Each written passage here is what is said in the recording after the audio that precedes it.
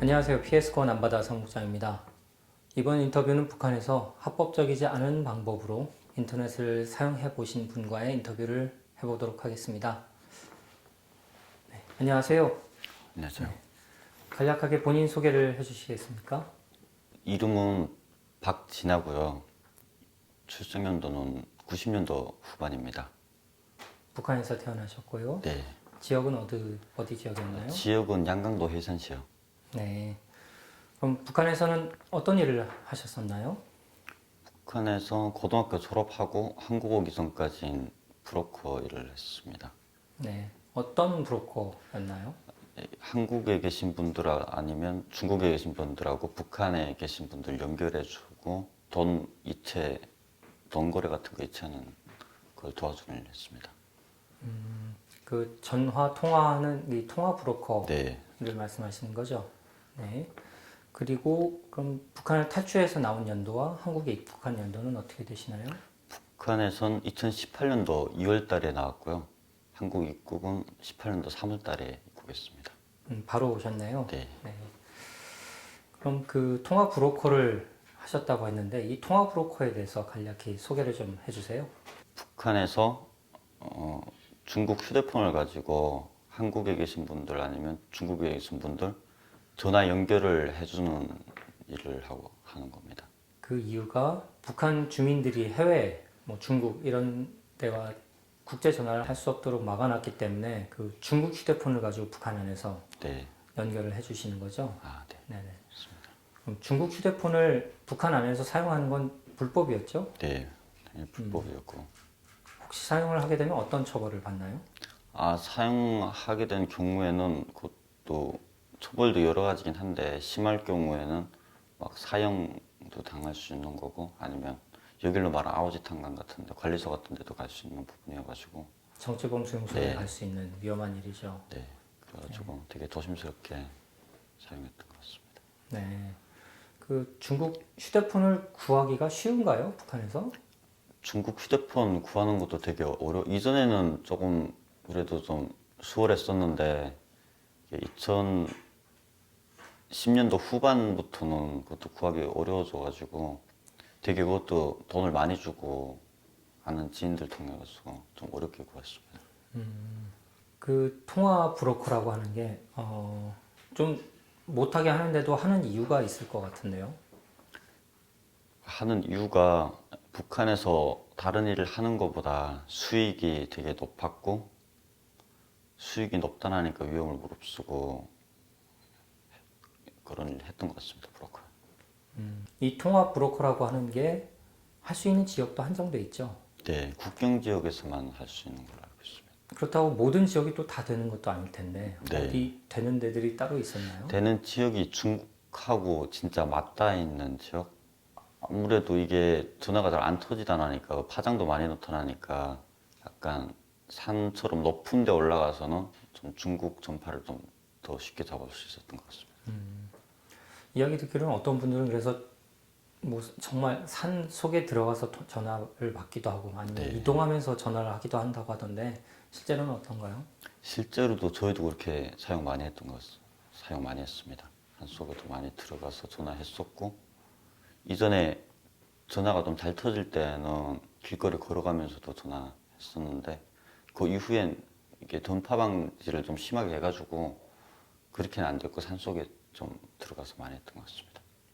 할 수 있는 지역도 이렇게 많지가 않았어가지고 한 곳에서 많이 하는데 해도 신호 시간을 길게 안 하고 최대한 짧게 끊어서 여러 번 했던 것 같습니다. 짧게 끊어서 여러 번 하는 이유는 뭔가요?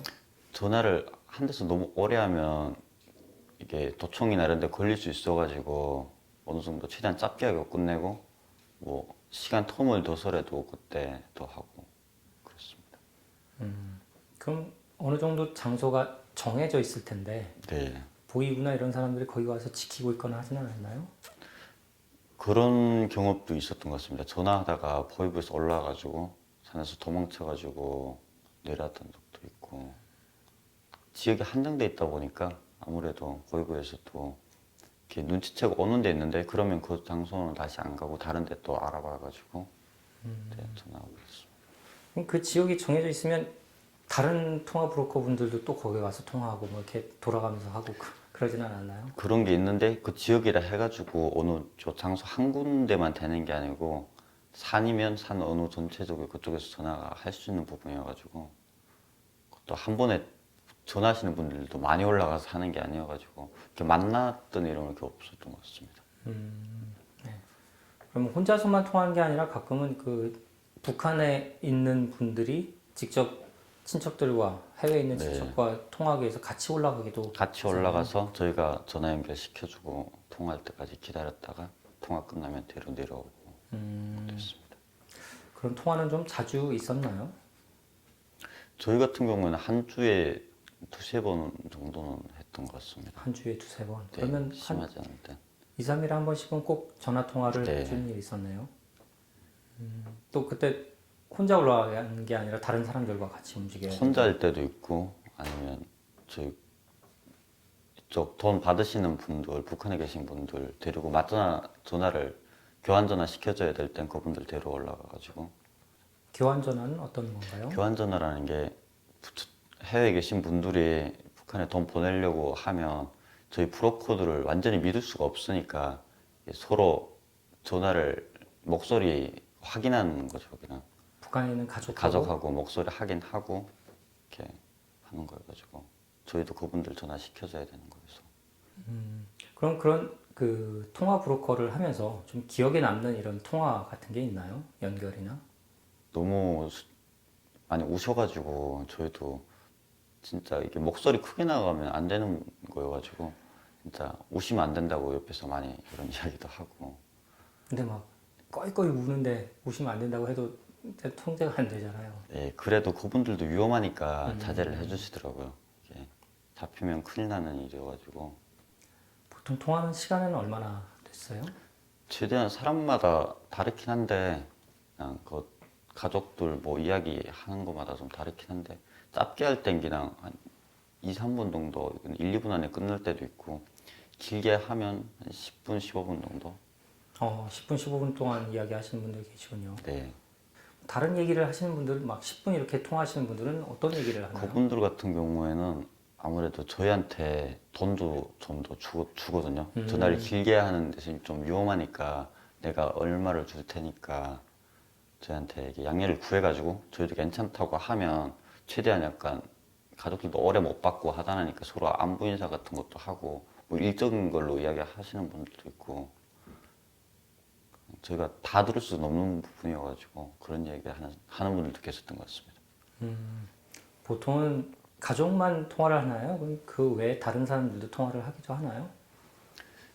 다른 저희 같은 경우에는 중국에 있는 브로커하고도 통화해야 되고 한국에 있는 브로커한테도 통화해야 돼가지고 저희는 여러 사람들하고 통화 많이 하는데 그분들은 거의 다 가족하고만 북한에 계신 분들은 많이 그냥 가족분들하고만 하는 것 같아요. 그럼 부모님이 외국에 있는 경우가 더 많았나요? 아니면 부모님들이 북한에 있는 경우가 더 많았나요? 부모님들이 북한에 있는 경우가 더 많았던 것 같습니다. 자식들이 밖에 나가서 네. 북한에 있는 부모님들 걱정해서 전화하는 경우가 더 네. 많고요. 그리고 그런 경우엔 대부분 송금을 같이 하지요. 네, 송금도 같이 하시고. 송금하는 금액도 어느 정도였나요? 근데 그것도 사람마다 다 달라가지고 저희 같은 경우엔 중국에 이전에는 받을 때 중국에 계신 분들은 중국에는 아무래도 한국보다 돈 벌기도 어렵고 하다니까 막 1,500원 중국 돈으로 1,500원 뭐 2,000원 3,000원까지 보내시는 분들이 있는데 저희도 금액이 너무 작으면 받을 수가 없거든요. 이게 위험한 일인데 플러스도 많이 떼는데 그러다 보니까 거의 1,000원 이하로는 받아준 적이 없는 것 같아요. 그리고 한국에서 보낼 때는 한국에선 그래도 최소 100만 원 정도 그 정도 받았던 것 같습니다. 보내는 돈이 100만 원이면 네. 그 사이에 이제 그 여기저기 수수료가 들어가잖아요. 네. 그게 어느 규모로 어떻게 들어갔나요? 아, 그것도 브로커 하시는 분들마다 다르긴 한데 저희 같은 경우엔 중국에 계신 분이랑 북한에 그 세관에서 돈 받는 분이랑 해가지고 그분들이 10%를 떼시고 각각 10%씩. 아니 두 분이 같이 해서 합쳐서 10% 떼시고 저희가 20% 떴습니다. 그래서 30%를 떼고 그럼 네. 100만 원을 보내면 70만 원이 북한에 계신 가족들한테 가족한테 가고, 가는 네. 거였고 그 70%가 넘어가는 게 쭉 유지가 됐나요? 아니면 금액이 달라졌나요? 70%가 그래도 어느 순간에 쭉 유지가 됐었는데 요즘 들어서는 이게 국경 봉쇄도 심해지고 전화하기도 더 어려워지다 하니까 막 40%, 50%까지. 그렇게 위험한 일을 하면 네. 아무래도 좀 뇌물을 줘가면서 네. 연주를 많이 만들어 놔야 되잖아요. 네. 내가 난 수익 중에서 어느 정도를 뇌물로 보통 주게 되나요? 뇌물 같은 것도 계속 주는 거는 아닌 것 같아요. 그냥 약간 사건이 터진다 할 터졌을 때, 때. 네, 그럴 때 많이 예물을 사용하고 아니면 집에 다니는 게 법조계 일하시는 분들한테 예물 같은 거 줄 때 그분들이 요구를 하거든요.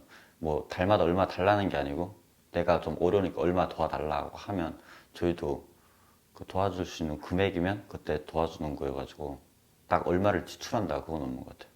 네, 정해져 있지는 않겠지만 뭐 보통 그럼 평균을 쳤을 때는 어느 정도 될까요? 많이 나갈 때 같은 건 한국 돈을 한 500만 원 정도씩도 이걸로 나갔던 것 같아요. 한 번에? 아니면 1년에?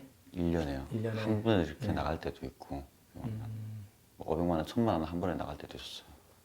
500만 원, 1000만 원. 이거 수익이 얼마인데 나가는 돈이 그 정도? 근데 수익도 고정된 게 아니었어가지고 수익도 1년에 같은 경우는 많이 벌 땐 500만 원? 한국 돈으로 네. 500만 원? 1년에 한국 돈 500만 원 500만 원, 네.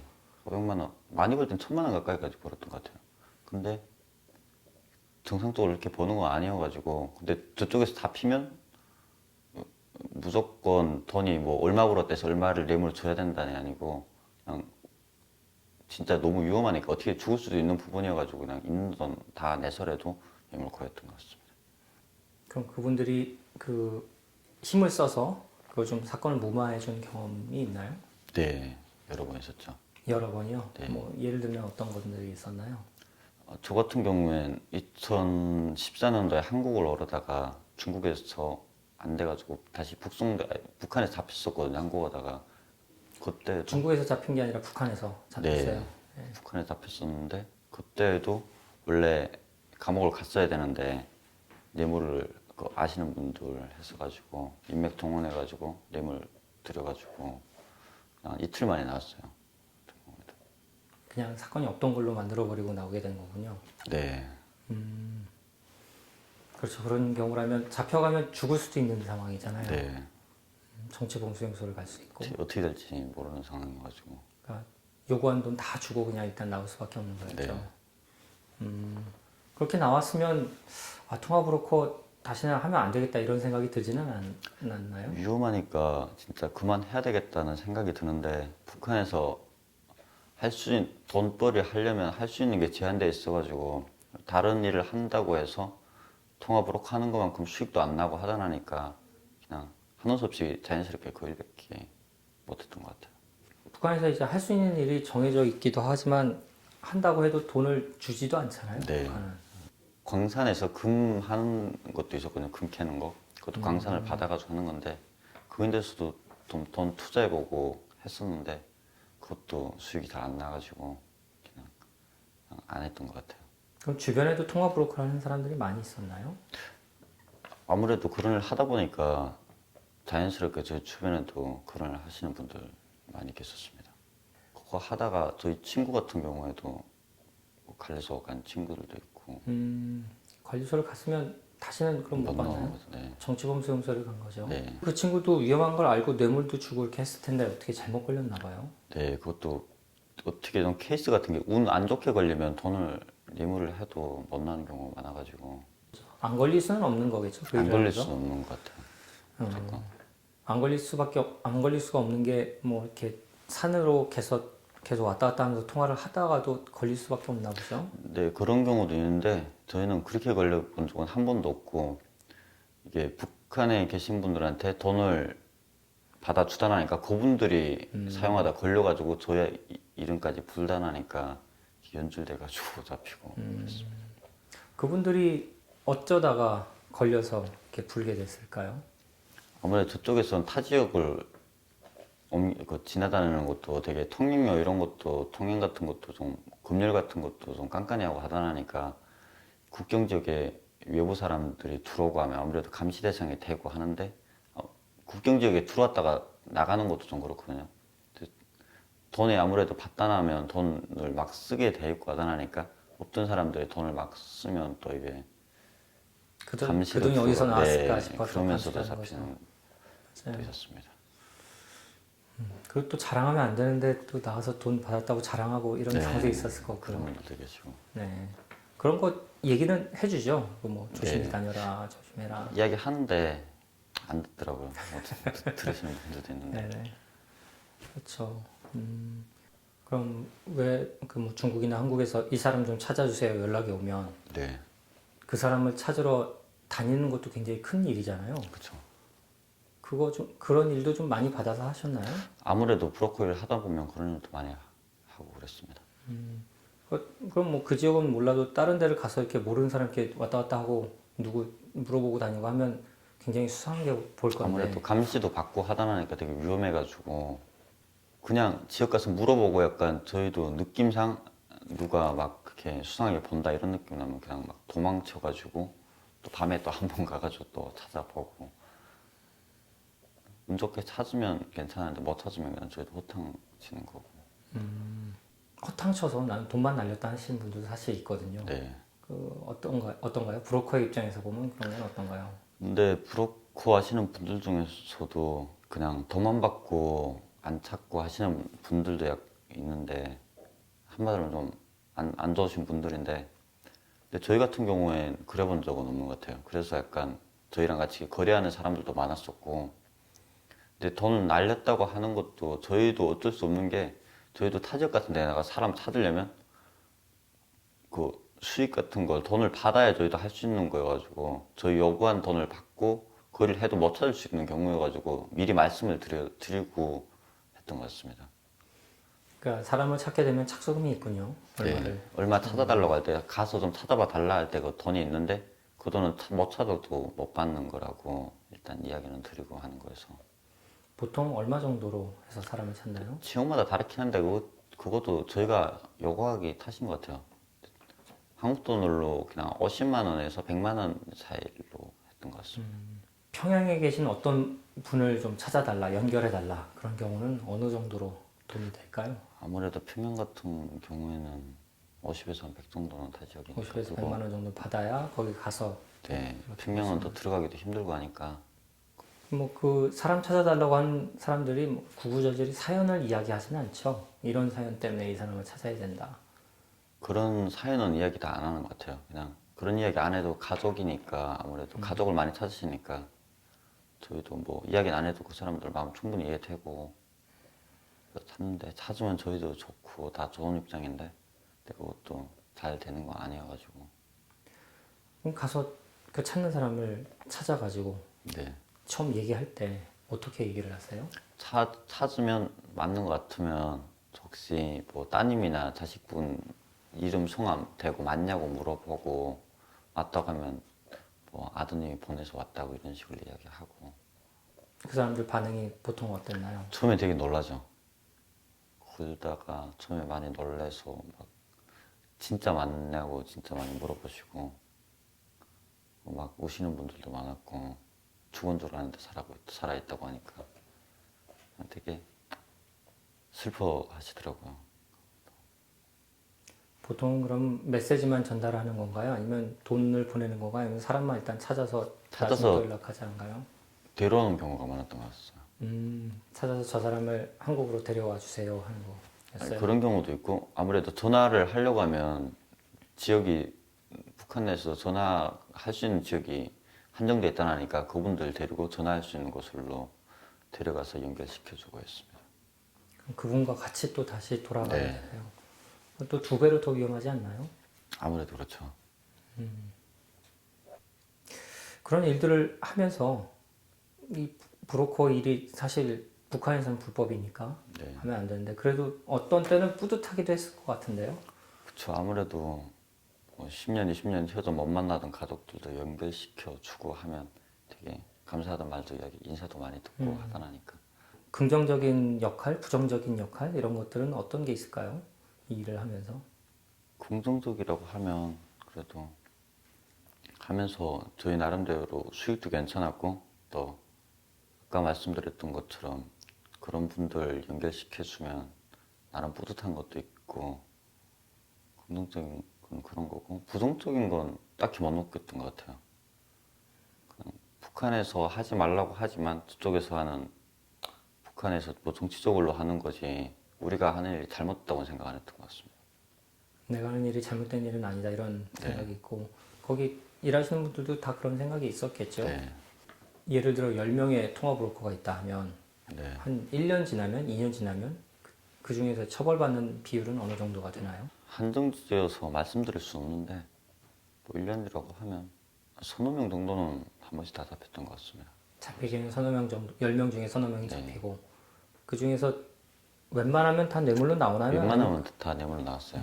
그래서 2014년에 한번 또 탈북하다가 나오셨다고 했는데 네, 그리고 최종 탈북은 2018년에 하셨어요. 18년도. 네.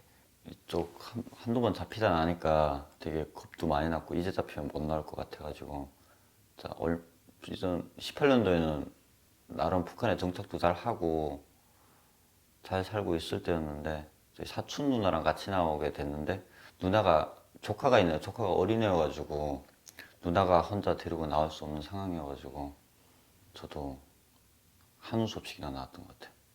그뭐 어떻게 보면 본인한테 어떤 계기가 된 핑계가 돼서 아이 잘 됐다 하면서 나오게 됐을까요? 네, 나올 때는 나오면서도 되게 한우 수 없이 그냥 끌려오다시피 했는데 나중에 한국 와서 생각해 보니까 내가 안 왔으면 나도 어떻게 됐을지 모르겠다. 그냥 저쪽에 살았으면 죽었을 수도 있고 어떻게 오히려 잘 된 것 같아요. 나온 게. 그럼 사촌 누나하고는 여기서 좀 이야기 잘 하면서 네, 교류 잘 잘 하면서 지내고 살고 있어요. 있죠. 예. 잘 됐네요. 그러면 뭐 그 사촌 누나만 여기 가족이 있나요? 아니면 다른 가족도 있나요? 사촌 누나 2명이랑 이모님 계시거든요. 그럼 직계 가족에서는 온 사람이 없나요? 네, 왜 온 사람이 없을까요? 부모님 두 분 다 돌아가셔가지고 어릴 적에 형제는 따로 없고 저 혼자여가지고.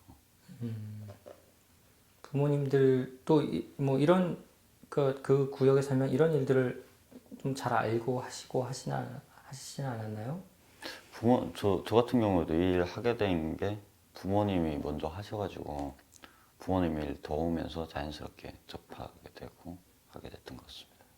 다른 분들도 이렇게 가족이 통화 브로커를 하면 또 잘 알게 되니까 또 하게 되고 하게 네. 되고 아무래도 하나요? 그렇게 하시는 분들 많아가지고. 그럼 그 지역에는 어느 지역은 대부분 통화 브로커들 하시는 분들만 살고 이렇게 또 하겠어요? 내 주변에 하시는 분들이 워낙 많아가지고 근데 뭐 이렇게 막 엄청 많은 건 아닌데 그래도 한두 집씩은 있었던 것 같아요. 지금 보면. 그럼 서로 사실 좀 알잖아요. 저 알죠, 사람이 알죠. 네. 이거 한다, 이거 한다. 원래는 그렇게 알면 다 고발도 해야 되고 하는 거잖아요. 근데 고발하는 것도 뭐 증거가 있어야 고발하는 거지 말로만 해서는 잘 안 돼가지고 근데 서로 또 같은 일 하는 사람들이니까 그냥 별로 이렇게 안 했던 것 같아요. 내가 살기 위해서 저 사람을 이렇게 해야 되고 뭐 이러지는 않았나요? 그런 분들도 있긴 했었어요. 네. 저희는 그렇게는 안 했어가지고. 사전 인터뷰 때 그 조금 네. 흥미로운 이야기를 들었어요. 전파 탐지기를 가지고 중국 휴대폰 신호를 감지해서 잡아내는 걸 보신 적이 있다고 했는데요. 그때 이야기를 좀 자세히 해주시겠어요? 네, 그게 2016년도, 17년도 그때쯤이었는데요. 제가 여자친구네 집에 가서 여자친구 만나고 있을 때였는데 그 집 주변에 갑자기 성인 남성 분들 여러 명이 막 뛰어다니는 거예요. 그래가지고 저게 뭐지 하고 관심 가지고 봤었는데 서류 가방, 일반 서류 가방 같은데 들고 다니는데 그 안에서 삐삐 소리가 나니까 소리 나는 위치를 찾더라고요. 그래가지고 그 집을 막 문을 부수고 들어가가지고 그분한테 휴대전화 내놓으라고 막 그런 걸 목격하게 돼가지고 되게 놀랬던 것 같습니다. 그 삐삐 소리 나는 게 뭐였나요? 그게 휴대폰 전파 감지하는 그런 기계였던 것 같습니다. 그게. 일반 서류 가방이었고 가죽 가방이었는데 크기는 한 이 정도? 일반 들고 다니는 서류 가방이었어요. 그 가방이 나중에도 이렇게 좀 다니면서 볼 수 있었던 그런 가방인가요? 근데 일반 서류 가방 같은데 것처럼 생긴 가방이었어요. 그 가방 안에 기계를 넣고 다니는 것 같았습니다. 그러니까 들고 다니는 거였나? 메고 네, 다니는? 들고 다니는. 들고 다니는? 네. 들고 다니는 서류 가방 같은 데서. 네. 그러면 뭐 그 가방인지 어떤 가방인지 알 수도 없겠네요. 알 수도 없는 거죠. 다니다 보면. 네. 그런 사람들이 그냥 이렇게 그 장비를 켜놓고 이렇게 쭉 다니다가 삐삐삐 소리 나면 막 불러가지고 이렇게 네. 쳐들어갈 수 있는 거잖아요. 그렇죠. 그런 장면을 보고 나서의 느낌은 어떠셨어요? 저희도 같은 그런 브로커라는 입장에서 되게 놀랐고, 집도 여러 가지이긴 한데 집에서 전화가 되는 데가 있거든요. 그러니까 아무래도 산 같은 데 다니려면 외부 사람이 산에 그냥 호흡을 산에 갑자기 올라가면 사람들도 시선도 많이 신경 쓰이고 하니까 집에서 전화될 수 있으면 최대한 집에서도 전화하고 그랬습니다. 집에서 하시는 분들도 계셨는데 어쨌든 길게 하면 더 위험하다는 네. 게 보였다는 거지요.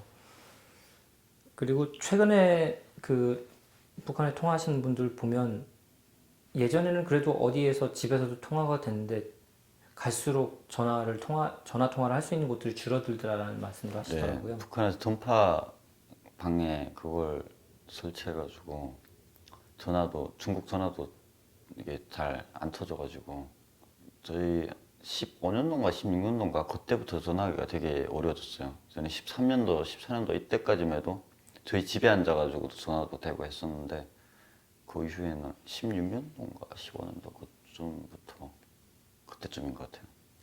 그때부터는 전화할 수 있는 지역들이 많이 점점 계속 갈수록 줄어든 건가요? 네, 그런 데들을 그럼 계속 늘리는 거네요. 네. 그렇게 전파 탐지기를 가지고 잡혀간 사람들은 좀 많이 보셨어요? 아니면 그때 한때만? 그때 한 번 처음으로 목격했어요. 다른 사람들 사례 중에는 그런 것 때문에 잡혀갔다라고 하는 걸 보신 적은 없나요? 전화 도청으로 잡힌 사람들은 봤어요. 도청? 도청도 되는데 아무래도 통화하다 나니까 가명을 썼어야 되는데 그냥 본인 이름을 이야기해가지고 그렇게 잡히는 경우도 봤었습니다. 그래서 전화하실 때 보통은 본명을 얘기하지 말아라라고 이야기를 해주시죠. 네, 이야기하는데 또 저희도 매번 그렇게 이야기할 수 있는 사람이다라니까 그냥 깜빡하고 그럴 때 있는데 그럴 때 막 자기 본명을 이야기해가지고 안 좋은 경우는 그런 걸로 잡히는 분들도. 그럼 내가 통화하면 이게 도청될 수 있다라는 것도 충분히 생각하면서 네, 하시는 거죠. 생각하면서 최대한 가명을 다 써가면서 그냥 했던 것 같습니다. 보통은 도청된다고 보면 되나요? 아니면 뭐 근데 도청이라는 게 내가 전화하는 게 언제 어떻게 도청될지 모르니까 매사에 약간 조심스럽게 했던 것 같습니다. 그 일을 하면서 되게 스트레스도 많이 받고 되게 힘들기도 해서 네, 좀 뭐랄까요, 다른 사람들보다 더 이렇게 심적인 부담도 많았을 텐데 아무래도 그렇죠. 그런 것들은 또 따로 어떻게 풀거나 이렇게 하셨나요? 따로 그런 건 없었던 것 같습니다. 뭐 여기처럼 뭐 자유롭게 스트레스 받으면 여행 가고 그럴 수 있는 부분도 아니었어가지고. 이렇게 힘든 일이라서 사실 힘든 일을 하면 사람도 좀 망가지기도 하고 네, 생활도 좀 망가지기도 하고 사람들 간의 관계도 좀 안 좋아지기도 하고 하는 경우도 있을 텐데 뭐 본인이나 주변의 사람들은 저희 어땠어요? 같은 경우에는 그 일 하면서 스트레스도 많이 받지만 그만큼 또 수익도 높다라니까 약간 돈을 버는 거니까 또 나름 괜찮았던 것 같습니다. 그럼 그렇게 통화 브로커를 하면서 이제 중국 휴대폰을 사용을 하신 거죠? 네. 중국 휴대폰으로 통화만 하셨나요? 아니면 다른 것도 해보셨나요? 중국 휴대폰으로 이 영상 같은 것도 보고 지금 말하면 인터넷이죠. 그런 것도 많이 사용해 본 건 아닌데 위험하다니까 조금은 사용해 봤던 것 같습니다. 북한에서 중국 휴대폰을 가지고 중국 인터넷을 네. 해보신 거죠? 주로 하셨던 건 어떤 걸 해보셨나요? 영화나 짧은 영상, 지금 말하면 틱톡 같은 걸 많이 좀 봤던 것 같습니다. 중국 인터넷에 있는 짧은 영상들 네. 보시고 이게 중국 인터넷이니까 네. 말이 안 통하잖아요. 말은 안 통하는데 저쪽에서 할 수 있는 게 제한돼 있으니까 약간 외부 세계의 걸 본다고 하니까 되게 재밌었던 것 같아요. 그럼 무슨 말인지는 모르겠는데 어쨌든 연기를 그냥, 하고 네. 있고 그런데도 재미가 있었나 봐요. 네, 재밌었습니다. 그게 왜 재미가 있었을까요? 북한에서 볼 수 있는 영상이라는 게 다 정치적으로 사상교육하고 이런 거밖에 당에 충성하고 세뇌교육 하는 거밖에 없으니까 모든 걸 다 봐도 그냥 스토리는 똑같거든요. 그러다 나니까 진짜 안 보게 되고 하는데 약간 중국 인터넷을 보니까 외국 영화 같은 건 그런 게 없고 하니까 그냥 재밌었던 것 같아요. 우리 거랑 다르니까 많이 새로운 거니까 더 보고 싶었던 것 같습니다. 그런 게 한두 번 보다 보면 이렇게 중독돼서 계속 보게 되잖아요. 네. 특히 짧은 영상 같은 것들. 아, 나 오늘 일은 없는데 그거 보러 좀 산에 올라갈까? 뭐 이런 적은 없었나요? 그렇게는 안 했던 것 같습니다. 너무 위험하니까. 위험하니까. 이런 걸 계속 좀 보러 중국으로 나가버릴까? 이런 생각이 들지는 않았나요? 아무래도 한국 가야 되겠다 결심한 것도 그런 것도 있었던 것 같아요. 한국 드라마나 이런 거 보면서도 아 나도 저런 거 해보고 싶다. 그러면서 북한 나올 결심도 했던 것 같습니다. 그러니까 중국 인터넷을 통해서 한국 네. 드라마를 보신 거군요. 네, 한국 드라마를 전부를 다 본 건 아니죠? 그쵸. 근데 중국 걸로도 조금 보고 휴대폰으로도 좀 봤었고 아니면 USB나 SD 카드 같은 거 통해서도 한국 드라마 많이 봤었어요. 그런 걸 보니까 어떻게 사람 마음을 흔드는 것 같던가요? 우리 사회랑 지금 사는 사회랑 너무 다르니까 처음엔 호기심으로 많이 봤었고 또 두 번 보다 나면 이게 진짜로 현실에서 일어나는 일일까 이게 궁금증이 생기고 하다 나니까 많이 봤던 것 같습니다. 네. 그것도 물론 위험한 일이었죠. 네. 그때 보셨던 기억에 남는 영화나 드라마 있으신가요? 아, 재밌게 봤던 건 상속자들하고 태양의 후예 별의 손 선생 그거 되게 재밌게 봤습니다. 태양의 후예 보면서 아, 저 거짓말이야 이렇게 느껴지진 않던가요? 아, 한국- 그냥 저쪽에서는 외부 세계에 대해서 아무것도 모르니까 다 진짜를 믿고 봤던 것 같습니다. 한국에 대한 환상도 되게 많이 가지고 한국 봤었고. 한국은 진짜로 저렇게 사나 보다 네, 이렇게 생각도 했고요.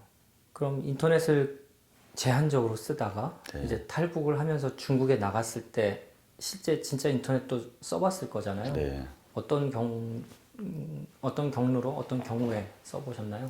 중국에 나갔을 땐 저희 중국에 있는 브로커 휴대폰 가지고 중국 인터넷 사용했었는데 유튜브 같은 것도 검색해가지고 그 북한에 대한 걸 제일 많이 봤던 것 같아요. 궁금해가지고. 그러니까 해외에서 북한을 어떻게 볼까 해가지고 검색을 많이 해봤는데 그런 걸 보면서 약간 아, 우리가 이런 데 살았구나 하는 걸 다시 한번 느끼게 되고. 외부의 시각으로 보는 북한에 대해서 네. 어, 주로 그런 영상들은 어떻게 얘기를 하던가요? 이런 웃긴 나라가 있다 이런 식의 사실 외국에서는 그런 흥미 위주로 하기도 하던데 네. 그런 것들도 있고 뭐 북한에 대한 현실을 알려주기도 하고 하던데 본 것들은 어땠어요? 저희 본 것도 그런 게 대부분이었고 뭐 또 뭐 김정일, 김일성, 뭐 김정은 막 이렇게 풍자극처럼 해가지고 막 놀리는 노래여가지고 그런 것도 보고 그랬던 것 같습니다. 그런 건 북한에서는 못 보는 거니까요.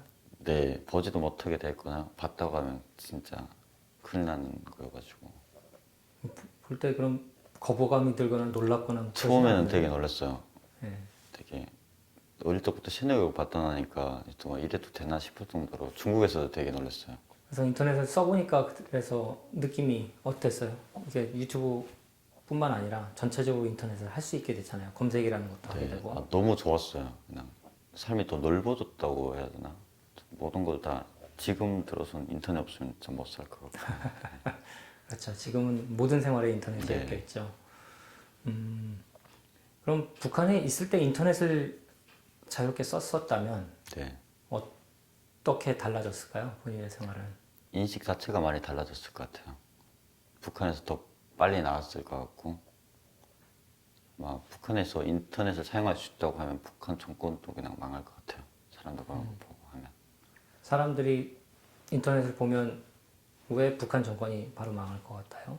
아무래도 북한에서는 사상교육, 세뇌교육만 계속 주단하니까 그분들은 이게 맞는 거로거나 하고 제한적인 것만 보단하니까 다른 나라에서 어떻게 살고 그런 걸 보단하면 우리가 지금 어떻게 사는 현실을 되게 알게 됐고 하면 아무래도 북한에 대한 반발심도 생기고 하면 망하지 않을까. 북한에 대한 현실을 많이 알아도 그 사회가 네. 워낙 통제 사회라서 말 한마디 못 하잖아요. 네. 그런데도 불구하고 변화가 있을까요? 인터넷이 된다고 하면 북한 전체가 약간 막 정권 자체가 흔들리지 않을까. 중국에서 그래서 인터넷을 써보시고 그러고 나서 한국에 왔는데 한국에 와서 인터넷을 써보니까 또 느낌은 어떤가요? 중국에서 인터넷 사용할 때 아무래도 인터넷 사용 방법도 잘 모르고 하다 보니까 많이 못했었는데 한국 들어와서는 인터넷에 대한 것도 많이 공부하고 배우고 하니까 더 찾아볼 수 있는 것도 더 넓어지고 다양한 거 방면으로 많이 봤던 것 같습니다. 그럼 그 이후에 인터넷을 좀 더 잘 쓰게 되면서는 어떤 것들을 많이 하셨어요? 인터넷으로 뭐 공부도 했었고 강의 같은 것도 듣고 뭐 영화 같은 것도 많이 보고 영상들을 많이 봤던 것 같습니다. 그러니까 인터넷이 완전히 없던 세상과 네. 인터넷이 너무 허용이 되는 세상을 두 개를 비교를 해봤을 때 어떤 큰 차이가 있을까요? 인터넷이 없을 땐 그러니까 쉽게 말해서 정보를 얻으려고 하면 너무 어려웠어요. 책에서 봐야 되고 그러니까 정확한 정보를 알 수가 없었어요. 근데 인터넷을 사용할 수 있으니까 모든 걸 쉽게 접할 수 있고 정보 같은 것도 새로운 정보도 되게 빨리 접할 수 있고 하니까 그런 게 되게 좋았던 것 같습니다. 그런 정보를 쉽게 접하는 것이 본인의 생활에는 어떤 도움이 됐나요? 뭐 어디 길을 찾는 것도 되게 쉬웠고 그리고 내가 궁금한 거 있는 것도 찾는 게 쉽다니까 여러 방면으로 좋았던 것 같습니다. 그래요. 그러면 그 뭐 국제사회나 뭐 유엔이나 이런 다른 나라들이 북한 인터넷을 위해서 북한 주민들한테 인터넷을 허락해주기 위해서 어떻게 해야 될까요? 무슨 얘기를 하는 게 좋을까요? 그게 북한 정권이 바뀌지 않는 이상 유엔에서 이야기한다해서 그게 될 수 있는 문제인지. 정권이 바뀌어야 인터넷을 네. 허락을 해줄 것 같아요. 북한에서도 인터넷 차단하고 한국이나 외국 영상들도 제한하는 게 그 정권을 유지하기 위해 가지고 하는 거라고 생각하고 있기 때문에 아무래도 북한 정권이 바뀌기 전에는 인터넷 사용이 안 될 것 같습니다. 북한 주민들한테 인터넷이 필요하다고 생각하세요? 인터넷은 무조건 필요하다고 생각합니다. 왜 무조건 필요할까요? 아무래도 인터넷이 있다 보면 아까 말씀드렸던 것처럼 모든 정보도 쉽게 구할 수 있고 그러니까 북한에서 교육하는 그런 트레메인데서 좀 벗어날 수 있지 않을까. 인권이나 사람들의 삶을 증진시키는데도 인터넷이 도움이 될까요? 네, 그런 데서 많이 도움이 될 것 같습니다. 아무래도 인권 같은 경우에도 북한에서 태어나서 사는 사람들은 우리는 당연히 이렇게 살아야 되는구나 이렇게 지금까지 다 생각하고 있는데 아무래도 인터넷을 접하다 나면 다른 나라에 대한 인권도 많이 보다 보면 저 사람들은 인권이 좋은데 우리는 왜 이렇게밖에 생활 못하냐 이런 데서 되게 반발심이 생길 것 같고. 이 영상은 내가 지금까지 본 것 중에 북한 주민들이 이 영상을 좀 다 같이 봤으면 좋겠다 하는 영상이 있나요? 중국에서 봤던 건데 중국에서 약간 유튜브에 올라왔던 영상인데 그러니까 풍자극처럼 해가지고 김씨 일가를 되게 만든 건데 되게 재밌게 봤어가지고 친구들이랑 같이 보면. 네, 오늘 이야기 잘 들었습니다. 인터뷰하러 오시고 이런 이야기를 나누시기 쉽지 않으셨을 텐데 정말 좋은 얘기 잘 들었고요. 그리고 통화 브로커에 대한 자세한 이야기들 그리고 어떻게 탐침해서 잡혀가는지 이런 것들도 자세히 얘기를 해주셔서 고마웠습니다. 북한 주민들이 자유롭게 살기 위해서는 인터넷이 굉장히 필요한 것 같습니다. 인터넷을 통해서 전달될 수 있는 건 다양한 정보 전달뿐만 아니라 다양한 삶이 전달되고 사람들의 생활을 바꿀 수 있는 계기가 되는 것으로 이번 인터뷰를 통해서 확인했습니다. 북한 주민들에게도 인터넷이 우리가 매일매일 사용하는 기본적인 인터넷이 제공될 수 있기를 그리고 기본적인 인권이 보장되기를 바랍니다. 지금까지 봐주셔서 감사합니다.